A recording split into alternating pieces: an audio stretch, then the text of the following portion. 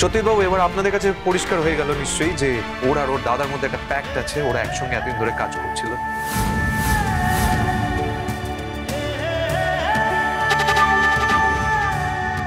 রাঙামতি, তুমি জানো আমি এখানে কেন এসেছিলাম? আমার মনের ভেতর না একটা খুঁতখুঁতানি ছিল যে আর যাই হোক, রাঙামতি এরকম কাজের সঙ্গে কখনোই জড়িত থাকতে পারে না।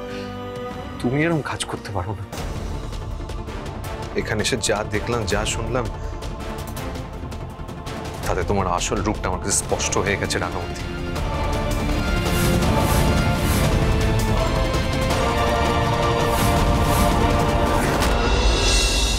মোদি, তুমি কেন এরকম করছো? মোদি, তুমি একা একা কেন বাইরে বেরোচ্ছ? তোমার তো শরীরটা ভালো নেই।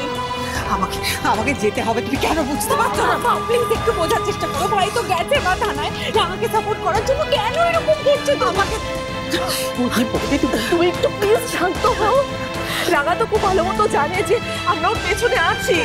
তুমি তাড়াহুড়ো করে কেন বেরোচ্ছ? আমাকে প্লিজ তোমরা এভাবে আটকে দাও, আমাকে যেতে দাও বলছে। তোমাকে বুঝতে হবে, প্লিজ আমার কথাটা শোনো। ডাক্তার কিন্তু বারণ করেছে তোমাকে। অঞ্জলি, তুই কেন বুঝতে পারছিস না? কৃষ্ণা, তুমি কেন বুঝতে পারছো না? এটা যে আমার মেয়ে, আমার রাঙা। ঈশ্বর, আমি কি করে ওকে অবিশ্বাস করলাম? আমি যদি এক মুহূর্তের জন্য ওকে অবিশ্বাস করে থাকি, আমি মহাপাপ করেছি। আমি পাপ করেছি। ছি ছি ছি ছি ছি।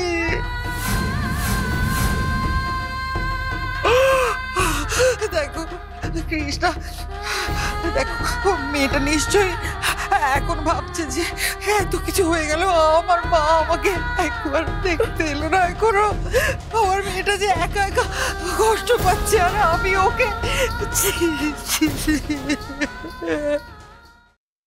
রাঙামতি, এসব আমি কি শুনছি? আমি স্যার ভাবতেও পারছি না। সংগ্রামবাবু, আপনাকে না আনসলিসিটেড পিস অফ অ্যাডভাইস দিই, এই রাঙামতিকে নিয়ে বেশি ভাববেন না। এই রাঙামতির থেকে দূরে থাকুন, কারণ যত ভাববেন তত এসে যাবেন।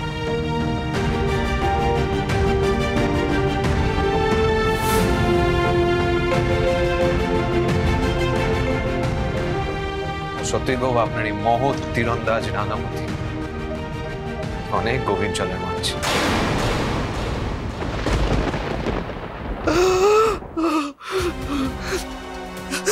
জানি অঞ্জলি, আমি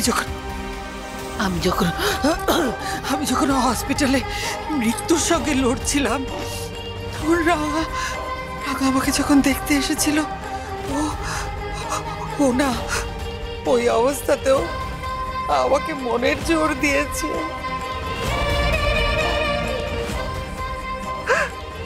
আমি বুঝতে পারছিলাম ও আমাকে কতটা ভালো।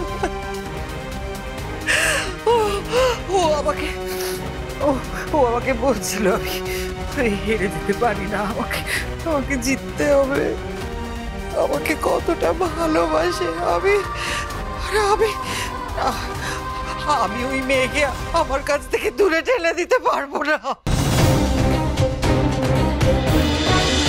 রাঙামতি তীরন্দাজ সোম থেকে রবি প্রতিদিন সন্ধ্যে 7:30টায় স্টার জলসায় ও জিও হটস্টারে।